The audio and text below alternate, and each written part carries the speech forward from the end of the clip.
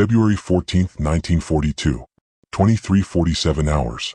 The North Atlantic, 200 miles west of Ireland. Petty Officer Jack Mallory crouches in the freezing magazine of HMS Hesperus, his hands blackened with grease and the bitter residue of TNT. Above him, the destroyer groans under 30-foot swells. Below, the steel ghost of U-558 circles their convoy. In 7 minutes, Mallory's team will roll 6 depth charges into the black water. By the 8th minute, the Navy's standard weapons will explode 50 feet from the enemy's hull, and the U-boat will vanish into the deep to kill again. But what the Admiralty doesn't know, and what his captain hasn't authorized, is that Mallory has committed an act of wartime sabotage. He has bypassed the standard hydrostatic fuses on 6 barrels, rigging them with scavenged piezoelectric contact triggers. If his math is correct, he will achieve a 100% kill rate where the Navy averages 3%. But here is the poll. If he is wrong, the mere impact of the water's surface will detonate the 300-pound charges instantly, vaporizing HMS Hesperus and everyone on board before they even see the enemy. Before we get deep into the story, please let me know in the comments where you're watching from. Hit subscribe if you're hooked in and ready to enjoy this story, because tomorrow, I have another beautiful story to share with you and I don't want you to miss it for anything. Now let's get into the story. The statistics of 1942 painted a portrait of a Britain being starved into submission. Every month, the Grey Wolves of the Kriegsmarine sent 500,000 tons of shipping to the bottom. At this rate, the United Kingdom would run out of food and fuel by autumn. The Royal Navy's primary shield was the depth charge, a 300-pound barrel of amytal, a mixture of TNT and ammonium nitrate. Yet, the official data revealed a hidden disaster. The kill rate for these weapons sat at a stagnant 3%. In the naval hierarchy, the consensus was fixed. The Admiralty's Anti-Submarine Warfare Division maintained that the weapons were working as designed. They believed the near miss was a failure of sonar or tactics, not the tool itself. Any suggestion of altering the munitions was dismissed as dangerous meddling. Yet, in a cramped bunk aboard Hesperus, a 24-year-old sailor with no engineering degree was proving them wrong. Jack Mallory, a Liverpool dockworker who taught himself physics from borrowed books, had identified a brutal physical reality the officers ignored. British depth charges relied on hydrostatic fuses triggered by water pressure at preset depths. However, German Type 7 U-boats were built with 1-inch thick pressure hulls. To crack that steel, a 300-pound charge had to detonate within 20 feet. At typical engagement ranges of 40 to 75 feet, the shockwave merely rattled the Germans. It was noise and terror, but no sinkings. While British fuses were often set for 150 or 300 feet, U-boat commanders had learned to dive to 500-plus feet the moment they heard destroyer propellers. The charges would explode harmlessly above them, the pressure wave dissipating exponentially in the water. The Navy refused to use contact fuses because they were notoriously unstable. A charge that exploded on contact was just as likely to blow up the ship that dropped it as it was the submarine below. Jack Mallory decided that the 3% success rate was a death sentence for the merchant sailors he was sworn to protect. He began scavenging parts from damaged acoustic mines, looking for a way to make a charge that only detonated when it hit a hard surface, like a submarine's hull, at a force exceeding $P equals 500 \text, psi $. He was a lower-ranking petty officer with an inconvenient mind. His hack would eventually destroy 10 U-boats in 9 months, more than most entire escort groups combined. It would save 8,000 lives, force 2 court-martials, and eventually cost him his life. The Navy would use his weapons, but they would spend the next 30 years making sure no one ever knew his name. The North Atlantic on December 12, 1941, was a cold, gray purgatory of salt and iron. For the men of the escort groups, the war was not a series of grand battles, but a grueling exercise in geometry and disappointment. On this morning, the Town-class destroyer HMS Stanley had just completed what the Admiralty's tactical manuals would have called a perfect attack. The sonar operators had held a solid ASTIC contact for 20 minutes, the pinging of the ultrasonic beam returning with the sharp, metallic clarity that signaled a trapped enemy. The approach was textbook, a high-speed run at 20 knots, the ship's bow slicing through the swells with predatory intent. At the precisely calculated moment, the order echoed across the quarterdeck. Roll depth charges. 14 depth charges, each a 300-pound barrel packed with amytal, rolled off the stern and were flung from K-gun throwers in a synchronized pattern. Seconds later, the ocean behind the Stanley erupted. 14 white geysers, towering 60 feet into the freezing air, marked the funeral of a German U-boat. As the spray settled, A thick, shimmering oil slick began to spread across the churning water. Debris, bits of wood, a sailor's cap, and unidentifiable scraps of insulation surfaced within the iridescent patch. The sonar operators reported the unmistakable sounds of metallic crunching and internal hull collapses. The captain of the Stanley logged it as a probable kill, and the crew cheered, believing they had sent 40 German submariners to the bottom of the Davy Jones locker. 6 hours later, a flash signal from Bletchley Park ripped the celebration apart. An Enigma decrypt revealed that the target, a Type 7 U-boat, had surfaced 40 miles to the northeast. The German commander's damage report was a slap in the face to British engineering. Slight external damage. Bent railings. Cracked periscope housing. One crewman with a ruptured eardrum. Proceeding to intercept convoy HX-156. The submarine was not only alive, it was fully operational. 2 days later, that same dead U-boat intercepted the SS Empire Simba, sending 7,000 tons of vital war supplies and 39 merchant seamen to a cold grave. Watching these reports filter through the depot was Petty Officer First Class Jack Mallory. At 24, Mallory was a man of quiet, simmering intensity, his face marked by the soot of the Liverpool docks where he had worked since the age of 14. He was a depth charge handler, a manual laborer in the eyes of the officer class, tasked with the heavy, dangerous work of loading and setting the very weapons that had just failed so spectacularly. While the officers in the wardroom discussed unfavorable water thermoclines or German tactical brilliance, Mallory was looking at the math. He had spent his off-duty hours in the ship's sickbay, not because he was ill, but because the ship's surgeon possessed the only library on the vessel that contained textbooks on fluid dynamics and explosion physics. Mallory was self-taught, driven by an obsessive need to understand the tools of his trade. He had lost his older brother, Michael, in May of 1941 when the HMS Hood vanished in a pillar of fire during the Battle of the Denmark Strait. To Mallory, every U-boat that escaped a perfect attack was another chance for the Germans to sink another Hood, another Simba, another brother. He sat at a small oil-stained table in the magazine of HMS Hesperus, a slide rule in one hand and a borrowed physics text in the other. He began to calculate the shockwave dissipation of amytal in seawater. The results were terrifying. The standard British depth charge design had been standardized in 1918, built to kill the thin-skinned U-boats of the Great War. But the 1936 Type 7 German boats were a different breed, featuring 1-inch thick pressure hulls engineered to withstand the crushing weight of the deep Atlantic. Mallory's pencil scratched across the paper as he calculated the peak pressure $P delivered by a 290-pound charge of amytal at varying distances $R. $P equals K \left \frac W caret 1/3 R \right caret 1.13 The math was undeniable. At a distance of 50 feet, what any captain would consider a direct hit, the charge produced roughly 3,500 psi of pressure. To an officer on the bridge, that sounded like a cataclysm. But Mallory knew the Type 7 pressure hull was built to survive over 10,000 psi at its maximum diving depth. Unless the charge exploded within 20 feet of the hull, it was effectively just noise and terror. The Navy wasn't missing their targets. Their weapons were simply too weak to finish the job. The 3% kill rate wasn't a tactical failure, it was a weapon lethality crisis. Mallory looked at the racks of depth charges around him, hundreds of barrels of expensive, useless failure. For years, the Admiralty had focused entirely on better sonar and better search patterns, never once questioning if the hammer they were using was actually made of glass. As a petty officer, Mallory was supposed to follow orders, load the barrels, and keep his mouth shut. He was known for asking stupid questions that annoyed the young university-educated sub-lieutenants, questions like, "Why don't we just make them explode when they hit the sub, sir?" The answer was always the same, "Because that's not how the system works, Mallory. Now get back to the racks." But as he stared at the report of the Empire Simba sinking, seeing the names of the 39 men who had died because a perfect attack failed to crack a German hull, Mallory realized that the system was broken. He didn't have a laboratory, he didn't have a degree, and he certainly didn't have permission. What he did have was a stolen piezoelectric crystal from a salvaged acoustic mine and a theory that would either revolutionize naval warfare or get him hanged for treason.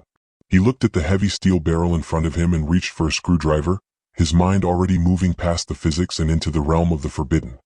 He knew exactly what had to be done, but to prove it, he would have to do the one thing the Royal Navy feared more than the U-boats. He would have to start his own war against the Admiralty's blueprints. Mallory's hands trembled slightly as he pried the factory seal off the first hydrostatic fuse. He wasn't just tampering with a weapon. He was dismantling the official doctrine of the British Empire. If he could find a way to make these barrels detonate on contact, he could turn every near miss into a confirmed kill. But as the seal gave way, a chilling thought struck him. If he rigged these charges to be as sensitive as he needed them to be, the mere vibration of the ship's engines or a heavy swell hitting the hull might be enough to trigger the 300 pounds of TNT right under his feet, and no one would ever know why the Hesperus simply vanished from the waves. The air in the depth-charge magazine of HMS Hesperus was a thick, stagnant cocktail of lubricating grease, salt spray, and the metallic tang of 300-pound steel barrels. It was a space designed for sweat and muscle, not for theoretical physics, yet for Jack Mallory, it had become a sanctuary of heresy. By late December 1941, the frustration among the crew had reached a corrosive boiling point.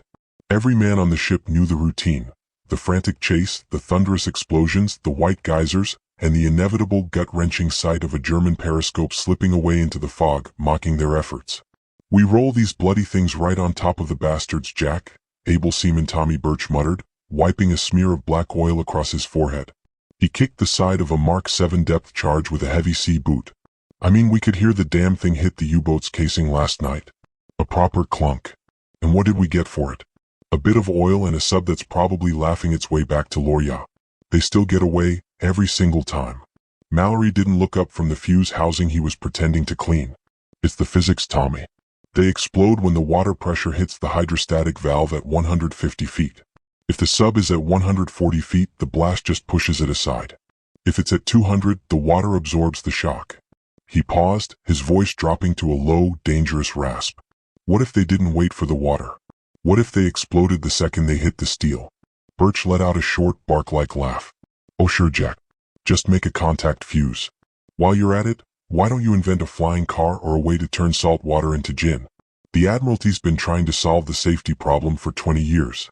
You drop a contact-fused barrel off the stern and it hits the water surface. Boom, no more Hesperus. No more you, no more me. There's a reason they use pressure valves, mate. It keeps us from blowing our own arses into the stratosphere." But Mallory didn't laugh. He couldn't. His mind was already miles away, dissecting the anatomy of an explosion. The problem, as the Navy saw it, was the impact of entry. A depth charge hitting the ocean at 20 knots experienced a violent deceleration.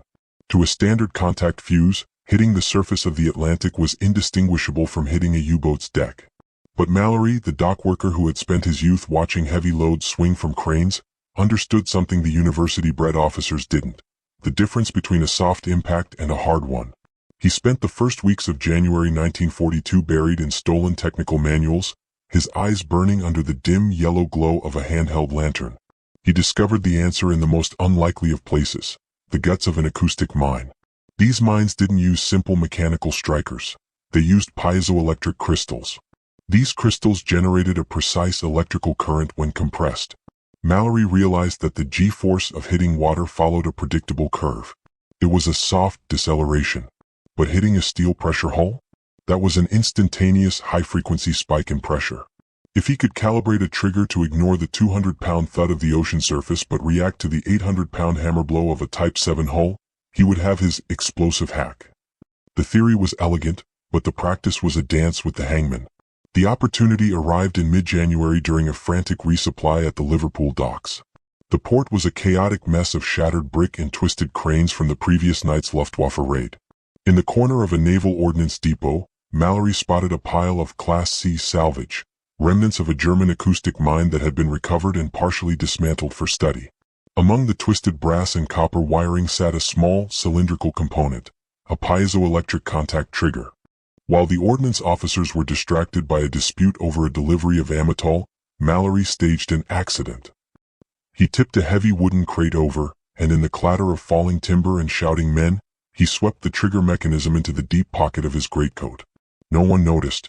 To the Navy, he was just another anonymous petty officer, a cog in the machine. They didn't see the thief. They didn't see the innovator. Back aboard the Hesperus, the moral weight of what he was doing began to settle in his chest like lead. He was now a saboteur. Under the Defense of the Realm Act, unauthorized modification of munitions during wartime was a capital offense. He could be court-martialed and shot before the week was out. But then he thought of the numbers. Since December, he had personally watched 11 near misses. In the weeks following those failures, those same escaped U-boats had accounted for the deaths of an estimated 400 Allied seamen. The officers sit in those planning rooms in London theorizing about statistical probabilities, Mallory whispered to the empty magazine as he pulled the stolen trigger from his pocket. But we're the ones pulling the bodies from the oil slicks. We see the faces of the lads who didn't make it because our weapons are just expensive noisemakers. He didn't need a Cambridge degree to see that the system was broken. He had the pragmatic, ruthless clarity of the working class. If the Navy's rules meant certain death for his mates, then the rules had to be broken. He looked at the stolen trigger, a small, innocent-looking piece of brass and crystal, and then at the rack of Mark 7 depth charges. If I blow us up, he thought, a grim, reckless smile touching his lips, at least we'll finally know the math was wrong. He reached for a set of smuggled tools, his hand steady despite the cold. He had the trigger. He had the target. But as he began to unscrew the factory-sealed housing of the first depth charge, a heavy footstep sounded on the metal ladder leading down to the magazine. The hatch creaked open and a shaft of light cut through the gloom, falling directly across the illegal components spread out on Mallory's workbench. January 28, 1942.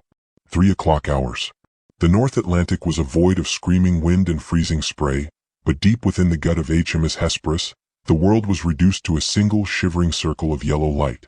Petty Officer Jack Mallory knelt on the vibration-muddled floor of the depth-charge magazine, his breath blooming in white plumes. Around him, the 18-inch diameter barrels of the Mark 7 depth charges sat in their racks like slumbering iron beasts, each one a 300-pound cylinder of potential destruction. Above him, the hatch creaked. Able seaman Tommy Birch leaned through the opening, his eyes darting toward the companionway. "You're fucking insane, Jack," he hissed, his voice barely audible over the groaning of the ship's hull. "If the master-at-arms comes down for a surprise inspection, we aren't just looking at the brig. We're looking at a firing squad. This is sabotage, plain and simple." Mallory didn't look up. He had a screwdriver in one hand and a pair of pilfered needle-nose pliers in the other. "Then stop watching, Tommy," he grunted. "Go topside and freeze. I'll be done when I'm done." In front of Mallory lay one of the depth charges, stripped of its protective casing. The standard hydrostatic fuse, the factory-sealed heart of the weapon, had already been pried out. It was a sophisticated piece of 1918-era engineering designed to sense water pressure, but to Mallory, it was the primary obstacle to victory.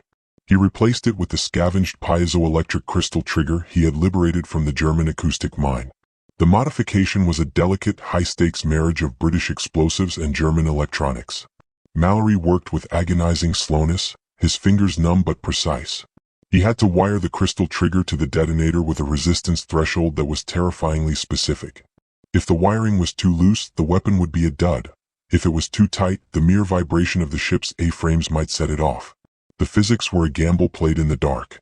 A depth charge dropped from a stern rail at 20 knots hits the water surface with an impulsive force of approximately 200 pounds. This was a soft impact, cushioned by the displacement of fluid. However, striking a steel pressure hull, a surface with zero give, delivered a violent spike of over 800 pounds of force. By calibrating the crystal's trigger point, Mallory was banking on a 3:1 safety margin. The charge should survive the splash. It should only scream into life when it felt the cold, hard steel of a U-boat. Mallory reached for a multimeter he had borrowed from the engine room without asking. He touched the probes to the modified circuit, holding his breath as the needle flickered. The resistance was holding. He began the final, most crucial step, waterproofing the housing. In the moisture-rich environment of a destroyer's stern, a single drop of seawater in the electrical contacts would create a short circuit, turning the depth charge into a 300-pound suicide bomb the moment it touched the Atlantic. He used a thick, pungent layer of naval grease and salvaged rubber gaskets to seal the nose fuse. 4 hours, Mallory whispered, his voice cracked. He took a piece of white chalk from his pocket and marked a small, inconspicuous X on the base of the barrel. To an outsider, it looked like a stray scuff from a loading rack. To Mallory, it was a mark of death. He rolled the modified charge back into the rack, sliding it into the third position, the spot where it would be the first to drop in a standard spread. "What happens if that goes off when we roll it?" Tommy asked, his face pale as he watched Mallory wipe his tools clean. "Then I killed us all," Mallory said, his eyes hard. "But if it works, Tommy, if it works, we finally stop playing tag and start killing them. No more probable kills." No more near misses. Just scrap metal and oil. The next morning, the sun rose as a pale, sickly disk over a leaden sea. Captain Philip Ruckkeene stood on the deck for the morning inspection, his greatcoat buttoned to the chin, his eyes scanning his crew with the practiced precision of a hawk. When he reached Mallory, he stopped. The silence stretched. Mallory stood at rigid attention, his heart hammering against his ribs like a trapped bird. "Petty Officer Mallory," Ruckkeene said softly. His gaze dropped to Mallory's hands. Mallory followed the captain's look. Despite his best efforts with the abrasive soap in the washroom, a thick, stubborn crescent of black TNT-stained grease remained lodged under his fingernails. It was the mark of a man who had been elbow-deep in munitions, not cleaning the barracks. "You look tired, Mallory," the captain remarked, his voice devoid of emotion. "Were you working on something last night?" "Cleaning equipment, sir," Mallory replied, his voice steady by sheer force of will. "Couldn't sleep with the swells. Thought I'd make myself useful in the magazine." Ruckkeene studied him for a long, agonizing moment. His sea-gray eyes seemed to look right through Mallory's skull and into the hidden X, marked on the barrel 3 decks below. The captain was a professional. He knew that a petty officer didn't spend 4 hours in the magazine just cleaning. He knew the smell of unauthorized initiative. "See that you get some rest," Ruckkeene finally said, moving down the line. "We're entering a high-contact zone. I need every man sharp." As the captain walked away, Mallory let out a breath he hadn't realized he was holding. He had survived the inspection, but the Hesperus was now a floating powder keg. The modified charge sat in the racks, a silent, ticking defiance of every regulation in the Royal Navy. And as the Aztec operator's first ping of the day suddenly echoed through the hull, sharp, clear, and dangerously close, Mallory realized that his explosive hack was about to be put to the ultimate lethal test. And if he had miscalculated the impact force of the Atlantic by even a fraction, none of them would live long enough to see the first white fountain of water. February 14, 1942. 23:47 hours. The North Atlantic had no mercy for Valentine's Day. The air was a razor, and the sea was a shifting graveyard of black peaks and salt-frosted troughs. On the bridge of HMS Hesperus, the red glow of the instrument lights caught the sweat on the brow of the Aztec operator. The ping was no longer a search. It was a rhythmic, high-pitched scream. They had found him. Captain Lieutenant Gunther Kreck, the Wolf of U-558, was beneath them. Kreck had already sent 6 Allied ships to the bottom, and tonight, he was stalking the fat, slow merchantman of Convoy 067. Contact bearing green 045. Range 800 yards. "He's diving deep, sir." Captain Ruckkeene didn't hesitate. "Increase to 20 knots. Stand by depth charge cruise. Pattern B. Set for 150 feet. At the stern, Jack Mallory stood with his boots braced against the vibrating deck plates. The roar of the Hesperus's twin shafts increased to a bone-shaking thunder as the destroyer surged forward. This was the most dangerous moment of the hunt, the blind spot. As the ship accelerated for the kill, the turbulence from its own propellers, cavitation, would wash out the Aztec beam. For the final 400 yards, the captain was dropping blind, relying on pure geometry and the hope that the U-boat hadn't turned. Mallory looked down at the row of 6 depth charges sitting in the stern rails. His eyes locked onto the third barrel. The white chalk X on its base was faint, nearly obscured by the frozen spray, but to Mallory, it glowed like a brand. Tommy Birch stood beside him, his hands trembling as he gripped the release lever. "If that third one blows on the surface, Jack," Tommy whispered over the roar of the wake, "we're dead before the water hits the deck." "It won't," Mallory said, though his heart was hammering against his ribs. He had calculated the impact force at 20 knots. The piezoelectric crystal needed a sharp, metallic impulse to trigger. The ocean was a mattress, the U-boat was a stone. $F equals $. Was his only shield.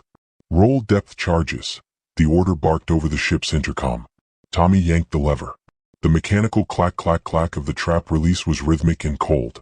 Charge number 1 rolled off the stern and vanished into the churning white foam of the wake. Charge number 2 followed 3 seconds later. Then came the X.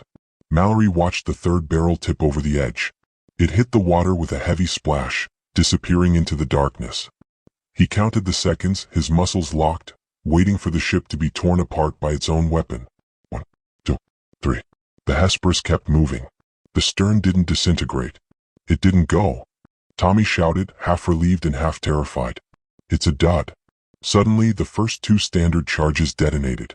Two massive, pristine white geysers erupted 100 yards behind the ship, the classic crack of Amitol underwater, a sound like a giant whip snapping. Then, charge number 3, Mallory's hack, reached its destination. The sound was wrong. It wasn't a crack. It was a deep, guttural thud that shook the very foundations of the Hesperus. It felt as though a massive hammer had struck the ship's keel. Unlike the white fountains of the first two charges, the third column of water that erupted was a violent, oily black. It wasn't just spray, it was bilge water, diesel fuel, and pulverized cork insulation. In the center of that black fountain, debris rained down, jagged shards of steel plating, a shattered wooden bench, and a ragged piece of a German sailor's uniform. It was the visual evidence of an instantaneous hull breach. The contact fuse had done what the hydrostatic pressure valve never could. It had delivered the full, unmitigated 300-pound blast directly against the U-boat's skin. The pressure wave hadn't just rattled the submarine. It had punched through it like a fist through paper. Charges number 4, number 5, and number 6 detonated a moment later, their white geysers mixing with the black ruin of the third, but the battle was already over. Solid hit. Multiple debris sightings. The lookout yelled from the bridge wing. On the bridge, Rukeen lowered his binoculars, his face a mask of professional shock. A massive oil slick was already spreading across the waves, far larger than the typical lucky hit leaks. This was a catastrophic rupture. Moments later, 6 German submariners surfaced in the oily mess, their lungs screaming for air as their boat spiraled toward the abyss. Astic reported breaking up noises, the sound of a submarine being crushed like an eggshell by the weight of the Atlantic. U-558 was gone. Incredible, Rukeen muttered, turning to his navigator. Write that up as a confirmed kill. Note that the third charge appeared to detonate with unusual violence. I want a report on the optimal spacing. Perhaps the overlap created a sympathetic pressure spike. He didn't know. He couldn't possibly know that the sympathetic spike was actually a dockworker's stolen crystal and a few feet of copper wire. Back at the stern, the adrenaline began to drain out of Mallory, leaving him cold and hollow. He stood at the rail, watching the debris field recede into the night. Tommy Birch leaned against a K-gun, his face white as a ghost. Jesus Christ, Jack, Tommy breathed. It worked. It actually bloody worked. You saw that black water? You didn't just damage him. You tore him in half. Mallory nodded, his hands finally stopping their tremor. He thought of the 47 men on that U-boat who were now sinking into the dark. Then he thought of his brother on the hood. He thought of the 89 men on the Empire Simba who had died because their escort's weapons were too weak to kill. I killed 47 to save hundreds, Tommy, Mallory said, his voice hard. That's the math. That's the only thing that matters. The captain's going to want to know why that charge was different, Tommy warned. He's not a fool. He won't ask as long as we keep bringing him kills, Mallory replied, his eyes fixed on the remaining 50 charges in the racks. 1 was a miracle. 10 would be a revolution. But as the Hesperus banked into a turn to rejoin the convoy, Mallory saw a new light on the horizon, not the sun, but the orange glow of a burning merchant ship. Another U-boat was out there, and as the ping of the Aztec started up again, Mallory realized that he was no longer just a sailor. He was a manufacturer of illegal miracles. The problem was he was running out of stolen parts, and the Admiralty weapons inspector was scheduled to board the Hesperus in less than 3 weeks to count every single fuse.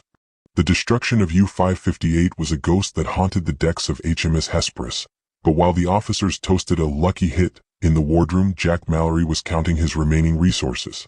A single modified charge had changed the math of the Atlantic, but he knew one miracle wouldn't win a war. He needed a production line. He needed to turn a frantic, midnight experiment into a systematic ambush. By late February 1942, the secret war within the magazine had grown from a solo act of desperation into a whispered conspiracy among the men who actually handled the steel. The problem was parts. Piezoelectric crystals weren't exactly standard issue for a depth charge loader. Mallory's supply chain became the ship's scrap heap. He began borrowing components from damaged Aztec sonar transducers being slated for disposal. The high-grade quartz and Rochelle salt crystals inside were the perfect heart for his impact triggers. He scavenged copper wire from electrical repair lockers and spent his meager pay on solder from the engine room's black market. To the rest of the ship, he was just a diligent petty officer working late. To his small circle of recruits, he was the architect of a revolution. Tommy Birch was the first to join, but soon petty officers James Croft and William Shaw were in the magazine after midnight. They were older men, career sailors who had seen too many merchant ships vanish in pillars of orange flame. They didn't ask about the legality. They saw the black water of the U-558 kill and knew Mallory was right. The magazine became a shadow factory. Under the dim, red battle lights, they developed a rhythm. Croft would strip the hydrostatic fuse, Shaw would fabricate the mounting brackets, and Mallory would perform the surgery, the delicate wiring of the crystal to the detonator and the final, lethal calibration of the impact threshold. The process improved with every barrel. What once took Mallory 4 hours now took 90 minutes. They weren't just modifying weapons. They were perfecting a craft. Each completed charge was marked with a faint chalk X on the base, a mark that could be wiped away with a thumb in seconds. By March 15th, 12 charges had been transformed. 15% of the Hesperus's arsenal was now comprised of illegal contact-detonated weapons. They were a pack of wolves waiting for the next scent of diesel on the wind. But on March 18th, the war against the U-boats was interrupted by the war of bureaucracy. A lieutenant commander from the Admiralty Weapons Division arrived for a routine safety and inventory check. He was a man of starch and regulations, his eyes moving over the ship's munitions with a pedantic hunger for order. Mallory stood by the racks, his heart a frantic drum against his ribs, as the inspector began a random sampling. "Pull number 24, the inspector ordered. The crew slid the barrel out. It was clean. "Pull number 37. Again standard. Mallory's breath began to hitch. "Let's see that one there," the inspector said, pointing his gloved finger directly at a barrel in the third rack. Mallory felt the world tilt. It was an X charge. He had tried to rub the chalk away, but in the dim light, he must have missed a smudge. The inspector leaned in close. He didn't see the chalk, but he saw something else, something far more damning to a professional eye. "Petty officer, why is there non-standard paint scratching around this fuse housing? This seal looks as though it's been tampered with." Before Mallory could answer, the inspector reached for his toolkit. He unscrewed the nose housing with the practiced ease of a man who had seen 10,000 such fuses. When the cap came off, the standard hydrostatic bellows were gone. In their place sat a nest of copper wire, electrical tape, and a brass-mounted piezoelectric crystal. The inspector froze. He looked at the modification, then at Mallory, then back at the modification. The silence in the magazine was so heavy it felt as though the ship were already underwater. "Petty officer," the inspector whispered, his voice trembling with a mix of shock and bureaucratic fury, "why is this fuse mechanism not standard issue?" 10 minutes later, Mallory was standing in the captain's cabin. The air was thick with the scent of tobacco and the weight of an impending storm. Captain Philip Rutkeen sat behind his desk, the modified fuse sitting between them like a live grenade. "The inspector tells me you've been sabotaging our munitions, Mallory," Rutkeen said, his voice dangerously low. "He says you've turned a Mark 7 depth charge into an unauthorized, unstable contact mine. Is this true?" Mallory didn't blink. He stood at the most rigid attention of his life. He could lie, he could blame a phantom repair crew, he could plead ignorance. But he thought of the black water and the 3% kill rate. "Yes, sir." "Why?" Rutkeen barked. "You've risked this entire ship. You've broken every standing order in the Atlantic Fleet. Give me one reason why I shouldn't have you put in irons and sent to Liverpool for a court-martial the moment we dock." "Because the standard ones don't kill submarines, sir," Mallory said, his voice cracking but firm.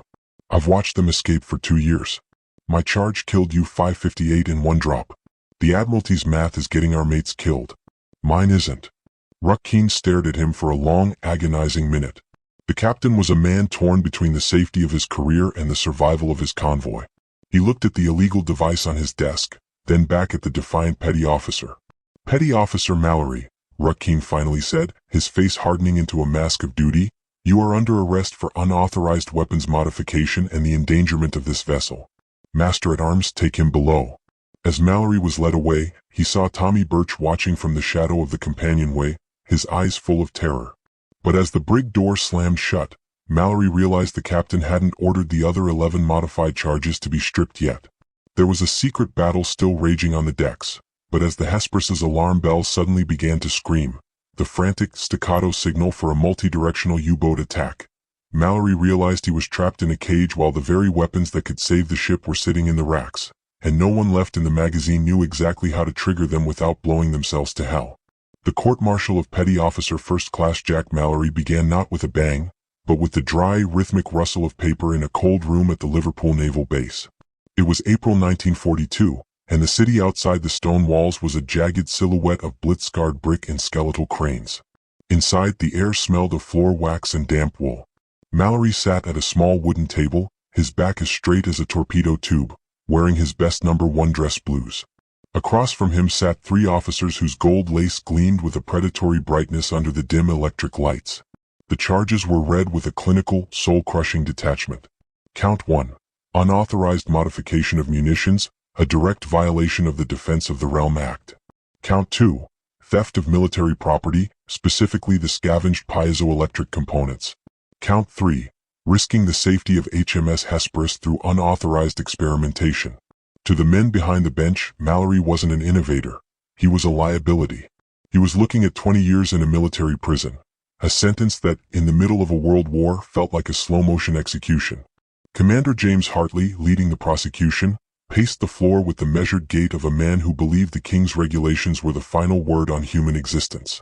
This sailor, Hartley began, pointing a manicured finger at Mallory, without formal training, without a shred of authority, and without the slightest permission from the Admiralty, physically altered weapons designed by the finest engineers in the British Empire.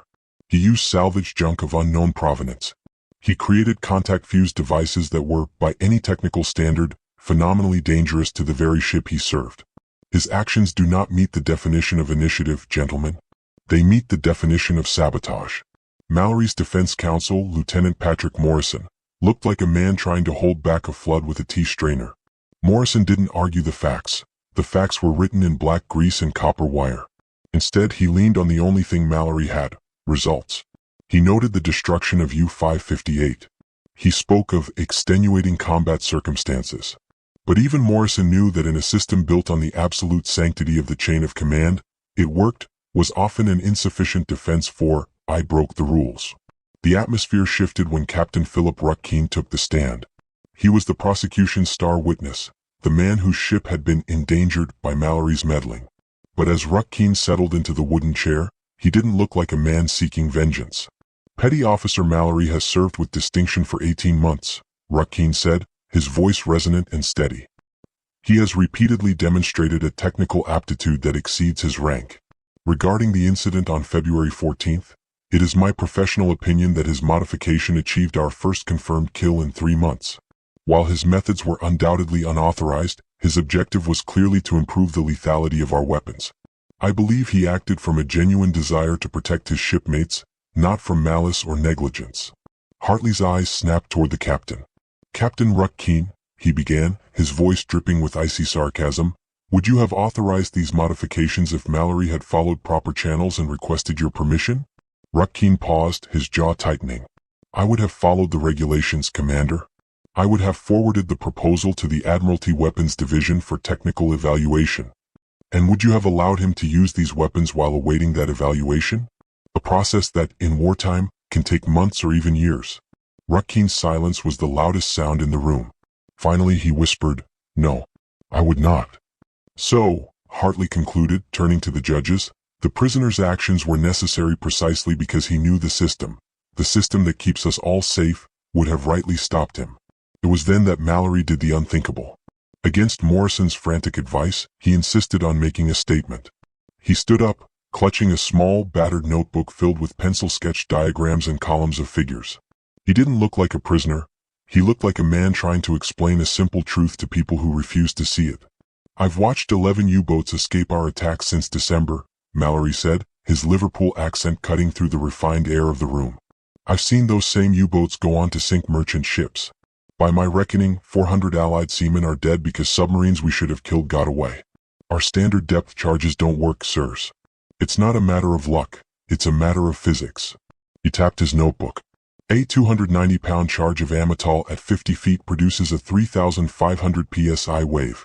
It sounds like a lot, but a German Type 7 hull is built to withstand 10,000. Unless we detonate within 20 feet, we're just wasting the king's money and letting our mates die. My modification ensures detonation on contact. It is a guaranteed kill. Yes, I broke the regulations. But how many men have to die before we realize that the regulations are protecting the enemy more than they're protecting us?" The verdict was a foregone conclusion. Guilty on all counts. The facts were undisputed. However, the weight of Rutkin's testimony and the undeniable reality of U-558's debris field forced a compromise the prosecution hated. Mallory was sentenced to a formal reprimand and 6 months of detention, which was suspended as long as he returned to the Hesperus and committed no further infractions. He was restricted to the ship and stripped of his seniority. But the most devastating blow came in the final condition. All modified depth charges are to be immediately removed from service and rendered safe. Petty Officer Mallory is explicitly forbidden from further weapons modification of any kind. Any further tampering will result in immediate execution. An hour later, Mallory was walking back toward the Hesperus under an armed escort. The salt air of the Mersey hit him, cold and familiar. At the gangway, Tommy Birch was waiting, his face drawn with anxiety. "They're taking them away, Jack," Tommy whispered as they stepped onto the deck. "The armorers are down there now. Every charge with an X is being stripped. We're back to the standard fuses. Back to the pressure valves." Mallory looked out at the gray expanse of the Mersey, where a line of merchant ships was preparing to head back into the black pit of the mid-Atlantic.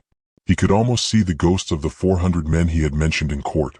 "So we're back to not killing them," Tommy said, a heavy silence falling between them. He leaned closer. "Are you going to stop, Jack? They'll hang you next time. You heard the old man. They'll actually hang you."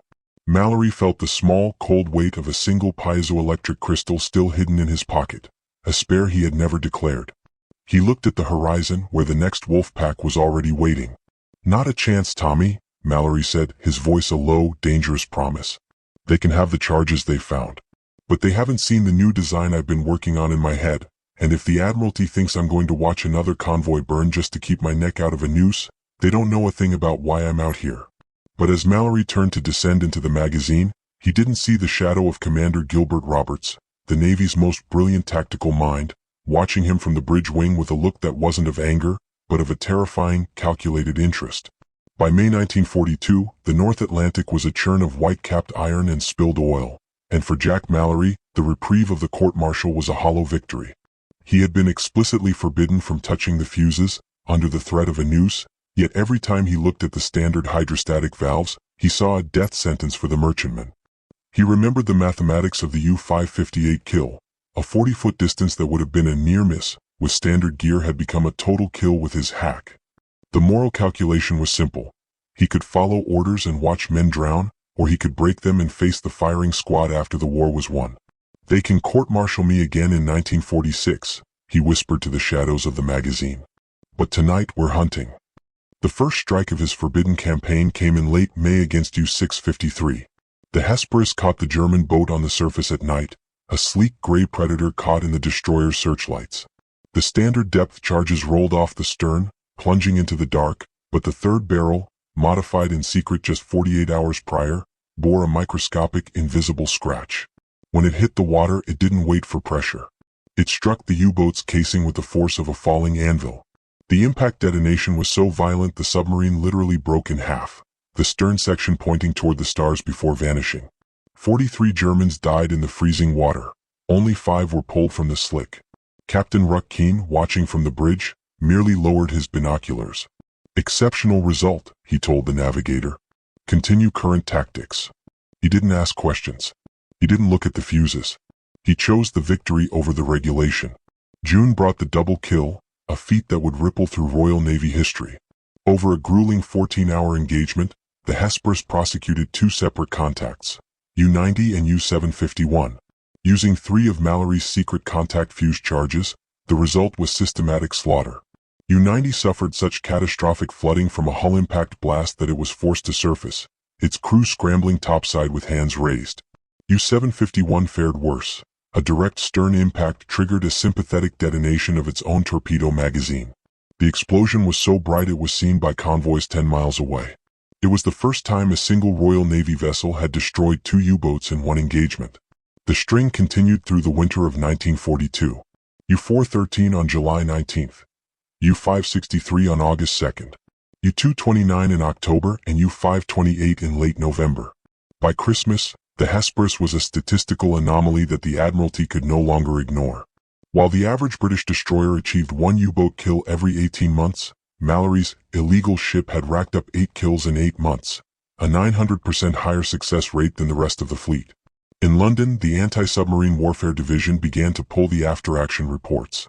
Rutkin's files were masterpieces of ambiguity, crediting effective coordination and favorable conditions, but the numbers were too loud to be ignored.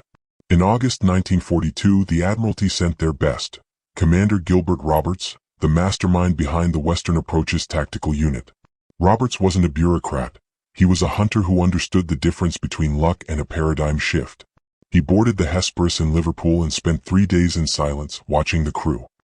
He observed the depth charge loading, noticing how Mallory personally inspected every barrel, his thumb occasionally rubbing against a nearly invisible chalk smudge. Roberts eventually cornered Mallory in the narrow passage between the engine room and the magazine. The commander stood with his arms crossed, his eyes as cold as the Atlantic. "Those charges are modified, aren't they, Mallory?" Mallory felt the ghost of the court-martial return. He could lie, but looking at Roberts, he knew the man had already done the math. "Yes, sir." "Contact fuses?"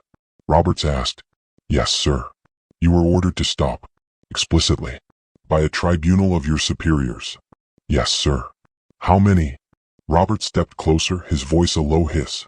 "How many U-boats have you killed with them?" Mallory met his gaze. 8 confirmed, sir." Roberts went silent for 30 seconds, the only sound the rhythmic thrum of the ship's generators. "I'm not going to report this," Roberts finally said, his voice terrifyingly calm. "Because right now, you're the only thing standing between the Kriegsmarine and our food supply. But listen to me, petty officer. If one of those charges malfunctions, if it detonates on the deck or hits the water and takes out this ship, I will personally see you hanged from the highest yardarm in Liverpool. Do you understand?" "Understood, sir." Roberts turned and left the ship that evening. No report was filed. No investigation followed. The Forbidden Campaign was no longer just Mallory's secret. It was now a state-sanctioned heresy. By late 1942, every man in the depth charge team knew. They watched Mallory work after midnight. They heard the different, metallic thud of the impact detonations. They counted the kills on the ship's scoreboard.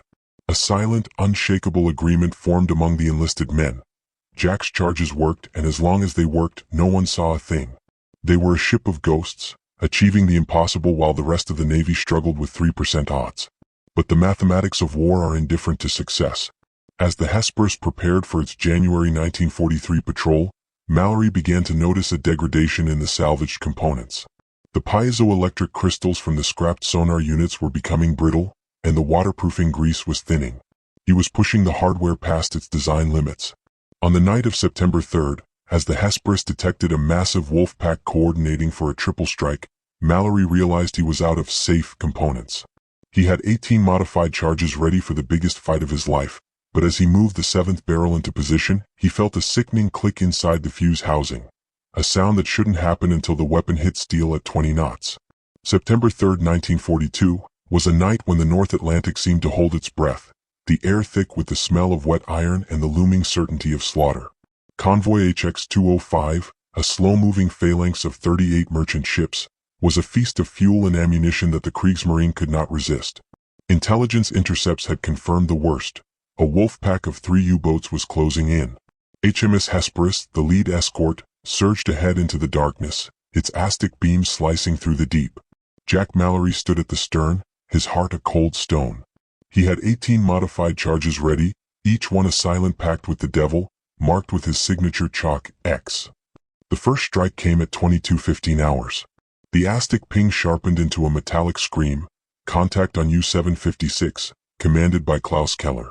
Captain Rutkin pushed the Hesperus to 20 knots. As they passed over the shallow contact, the first 3 standard charges rolled off, their white geysers blooming in the wake. But it was charge number 4, Mallory's hack, that found its mark. It struck the stern casing of U-756 with a dull, physical thud that preceded a cataclysm. The impact detonation didn't just rattle the boat, it sheared the submarine in two. The stern section plummeted instantly. The bow remained afloat for 45 agonizing seconds, and Mallory, leaning over the rail, saw the horrifying silhouette of men scrambling from the torn hull before the Atlantic swallowed them whole. 43 men died, 2 were pulled from the oil. By 0:30 hours, the second Wolf, U-604, was in their sights. Horst Holtring, an ace with 7 kills, tried to dive deep, but Rutkin followed every weave. Mallory dropped a pattern of 6, including 2 contact-fused barrels. The first struck the port side, The second smashed into the conning tower. The submarine didn't sink immediately. It erupted from the water at a violent 45-degree angle, its crew abandoning ship even as the deck gun remained manned for a frantic final exchange of fire. Mallory watched German sailors dive into the freezing foam as their boat settled into its grave. 31 survivors were hauled aboard, shivering and broken. The third kill was the most surgical. At 2:15 hours, U-211 attempted to escape at the extreme depth of 400 feet. It was a high-stakes gamble for Mallory. He had adjusted these fuses to trigger on impact regardless of depth, a calibration that risked detonation on any floating debris. The charge followed U-211 into the abyss and found the conning tower at 420 feet. The surface didn't fountain. It erupted in a violent, roiling boil of air bubbles, diesel, and shattered wood. At that depth, the pressure meant instant death. No survivors. In 6 hours, the Hesperus had achieved a triple victory unprecedented in the Battle of the Atlantic. The convoy was safe. The Hesperus was the hero of the fleet. But the mathematics of the war were about to balance the scales. At 2:47 hours, an undetected fourth U-boat fired a retaliatory torpedo. WWII ordered a violent emergency turn to starboard. The torpedo missed, but the centrifugal force was too much for a loose lashing on the depth charge rack. Charge position 7, one of Mallory's most sensitive contact-fused modifications, slipped from its cradle. Mallory saw it happen in slow motion. The 300-pound barrel slid across the wet, heaving deck. It struck a steel stanchion with exactly the force Mallory had calibrated for a U-boat hull. The world vanished in a searing white flash. The explosion tore the stern of the Hesperus apart. The shockwave barely missed the main magazine, which would have vaporized the ship instantly. Mallory, positioned forward, was thrown across the deck, his ears ringing with a silence louder than any blast. When he scrambled to his feet and ran aft, he found a landscape of twisted, smoking ruins. 5 men were gone, vaporized or blown into the sea. Able seamen James Croft, William Shaw, Peter Davies, Robert Mitchell, and Tommy Birch. Tommy, who had been the first to believe in him, was unrecognizable. Captain WWII appeared through the smoke, his face ashen, finding Mallory standing frozen and covered in the blood of his mates. The captain looked at the blackened crater where the rack had been, then at the sailor who had built the weapon. "Mallory," WWII whispered, his voice cracking. "Did that charge?" "Yes, sir," Mallory choked out, his voice hollow. "Contact fuse. My modification. It killed them." As the Hesperus began to limp toward Liverpool, taking on water and barely seaworthy, the victory felt like ashes. They had killed 3 U-boats and saved perhaps 100 merchant sailors, but as Mallory sat in the isolation of the detention cell, the faces of the 5 dead crewmen crowded his mind. The Admiralty would call it a win, the history books would call it a triumph. But as he looked at his grease-stained hands, Mallory realized he had finally proven his theory, and the price was the only thing he had left to lose. He was no longer a savior in his own eyes. He was a murderer, and the very system he had fought was now preparing to use his own success to bury him forever. How could he defend the weapon that had saved a convoy but slaughtered his best friend? The second court-martial of Jack Mallory, convened in October 1942, was stripped of the professional curiosity that had characterized the first. This time, the atmosphere at the Liverpool naval base was funeral. The charges were no longer about bureaucratic tampering. They were about blood. Count 1. Willful disobedience of direct orders. Count 2. Negligent weapons handling resulting in the death of 5 service members. Count 3. Sabotage. The prosecution didn't just want Mallory's rank. They wanted his life.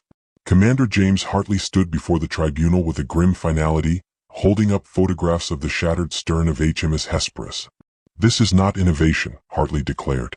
"This is a reckless, criminal disregard for human life. 5 British sailors are dead because this man believed he was smarter than the Admiralty's engineers. This is insubordination resulting in manslaughter." Mallory sat in the dock, his eyes hollow, the ghost of Tommy Birch a constant presence at his shoulder. His defense was trapped in a paradox. How do you defend a man whose sabotage had directly killed 5 of his own crew, yet just hours earlier had achieved a triple kill that saved an entire convoy? The turning point was an unexpected intervention. Commander Donald McIntyre, a legendary veteran of the escort groups, walked into the courtroom uninvited. He didn't ask to speak, he commanded the room. "I've reviewed the Hesperus's logs," McIntyre said, staring down the prosecution. 3 confirmed U-boat kills in one night. While the rest of the fleet achieves a 3% kill rate, This engagement achieved 100%. 5 men died in a tragic accident involving a field-expedient weapon.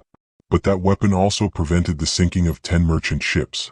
That's 300 lives saved for the cost of 5. Are we prosecuting Petty Officer Mallory for succeeding too effectively? Technical specialists from the Admiralty were called next. They had spent weeks dismantling Mallory's remaining X charges. Their report was a begrudging admission of genius. The contact fuses increased lethality by 340%.